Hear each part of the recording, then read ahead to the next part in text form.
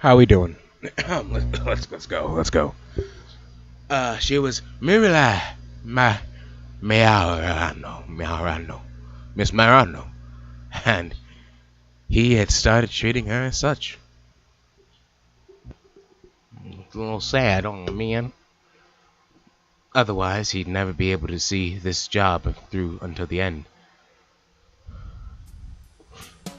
Lion drummed his fingers against the steering wheel. Restless, he'd only been driving for an hour, but he was already feeling agitated.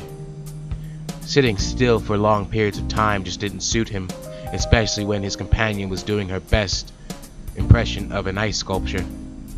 He'd been communicative enough in the morning, so he had been clamming up all of a sudden.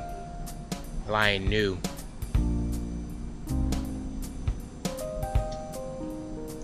Is that Leon? With a Y? But it would be Lion, right? Or would it be pronounced Leon? Why would it? I don't know, guys. I don't get it anymore. Lion knew she was in a bad state and he couldn't fault her for it, but this was getting tedious. Oh, you alright, Miss Mayo?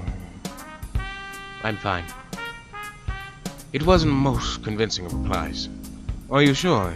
I'd be happy to I'd be pretty sad if you were. Well, yeah. History.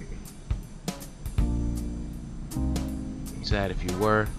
Okay, return. There was no response. At least not a verbal one. Morelle's jaw tensed and her fingers clenched into a fist. But that was all. Was she trying not to hit him? Maybe he was being insensitive, but he couldn't help himself. He was a man. He didn't really go in for the shoulder patting and biscuit offering and, oh, are you alright, you poor dear, rings that often went with brevity. Okay?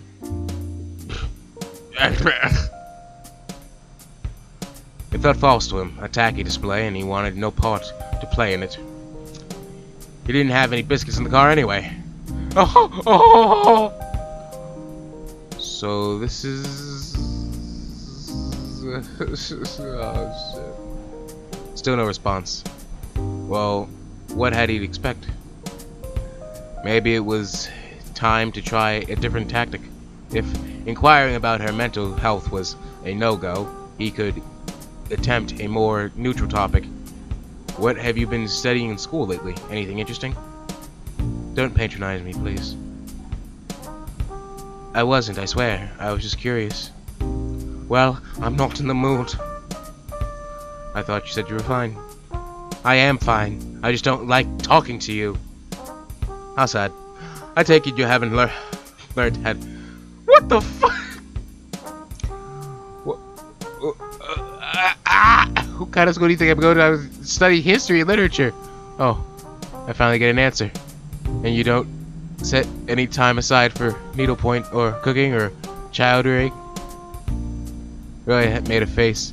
It was the same face she had made several months ago when she and Shara had gone shopping and they had seen a man propose to his girlfriend in the middle of the food court. His girlfriend had walked off and the man burst into tears, and it had been very awkward for everybody involved. Just everybody. Even now it's just awkward. Thanks, Lion. Yeah. That even got me. He's just doing that, you know, like that, you know, that story thing when the character like says something like really like over the top to get the, you know, the other character's attention, and they're like, what to knock them off guard, you know what I'm saying? That sort of thing. You know what it is. What century do you come from? I'm not training to be a professional housewife. I'm not like Diamante. Don't know what that is.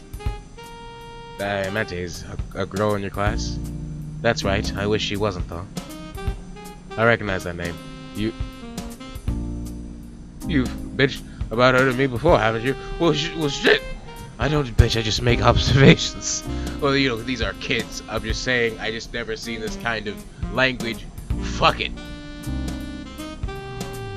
with you women, it's all amounts to the same thing. Lion snorted, shaking his head. Was Diamante the one with the Eddie, the 40-something-year-old banker? Well, he nodded. You can stand to learn something. What the fuck?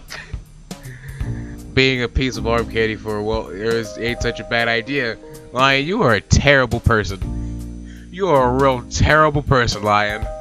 You should not be telling girls that. Especially a high school girl, you fucking insane man. I'd rather bite off my own tongue and swallow it. At least she knows what to say. How charming. Yeah, how charming you telling a girl that she's a sugar daddy. Shut up, Lion. I'm not trying to be charming. Believe me, I am well aware. It's such a shame, though. A small sigh. Well, it's your life, not mine. Who am I to judge? All I know is, if I was a woman, I wouldn't hesitate to use my wiles to seduce a few rich men. It sounds like a pretty sweet deal. Lion. I don't want to have to listen. Like, I understand. I get what you're trying to say here. Like, you know, I understand what you're trying to do. But you're just like, I would hate you too. I'd be like, dude, you're a fucking asshole. But you know what? We'll calm down. We'll give you time to redeem yourself, but I don't think you are by the time this ends. Either that, or I could become an adorable housewife. There's nothing wrong with being a housewife. It's quite a respectable. That's true, you know, raising kids, that ain't too bad, you know. But it's always nice, you know, get back into it. You know what I'm saying? Get back into working on the field if you need to. You know what I'm saying? But it is your choice. That is very true. I get what you're saying. I get what you're saying there, Lion. But you know, you're still an asshole. I get what you're trying to do. You're just trying to flirt a little bit. I understand. It's alright. It's all good. It's all good. Maybe that shit happens. I don't know. You know, it shouldn't happen. You know what I'm saying? You would say that. You used to have a thing for my mother, didn't you? Oh, well, shit. Well, how can we not say that? You know what I'm saying? You know what I'm saying? You know that old goddamn mom's high. You know what I'm saying? You know what I'm saying? Your mother was a very remarkable woman, you know what I'm saying? Well, you're disgusting. That doesn't answer my question. You don't answer mine, either. I do, eventually. Well, maybe I'll answer yours, eventually. God. I wish I hadn't started this conversation. You're feistier than you look. If you're gonna be straight with me, I won't be straight with you. Simple. You never cut it. As a politician, you're nothing like your father. Yeah, Lion, good job. Just say it, you know, like whatever. What kind of car do you have? Is that a Prius? A smart car right there? Still looks too big to be a smart car, but inside, it's like a clown car, isn't it? A small silence descends upon the mismatched pair, broken by the rumble of the car's engine and the roar beneath the tire. The tires. That's how you spell tires? The fuck? Man, I need to go back to English class. Jesus Christ, I don't even see the word tires all the time. You know what I'm saying? I don't even see that word. Look, it doesn't matter. Just one of my own ramblings. I'm a very smart man. I just never say the word tires all the time. Okay. Lion's finger resumed their tapping on the steering wheel, filled with restless energy. When was the last time he'd had a smoke? He couldn't remember. This morning, perhaps. He'd woken up early to pick up Merida. She lived, or had lived, rather, in Cosenza, while his crappy little apartment was in Catanzaro. Calabria wasn't very big, but that was a solid hour's worth of driving, and the traffic had been particularly that morning. She lived in the opposite end of the region.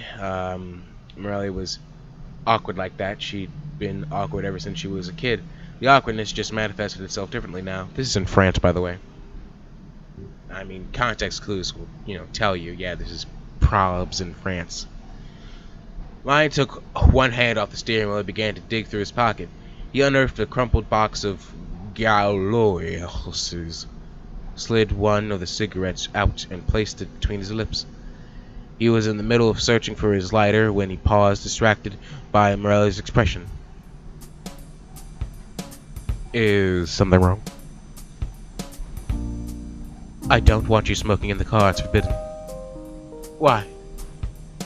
Because of Clementine. She won't mind, will she? She won't, but I will. The fumes will make her stink. Lion frowned.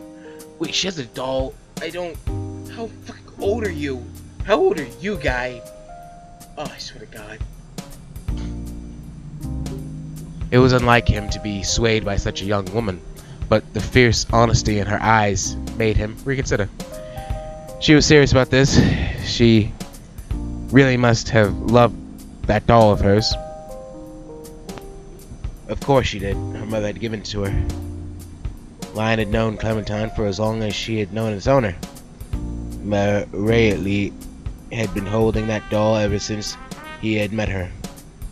She had only been 7, and she'd been a good deal shyer than she was now, softer. Clementine had probably been more talkative than the girls holding her. Oh, we're gonna figure out this girl's age, I swear to God. Right, she's 7, and now she's taking like exams and tests. I hope that age is 17 or 18. Let's continue with that knowledge. Young woman, he's probably saying that because, you know, like, she's young. It couldn't be like 2 years later. Like, please don't let that happen. It is probably, you know, okay, for now, our age count is 18. Please, dear God, let that be the thing. Jesus Christ. How times had changed. Alright, fine. I won't smoke in the car. Good. But I can smoke in the hotel room, can't I? No. Well, why not? It's legal. Oh, come on. Nobody likes a tattletale.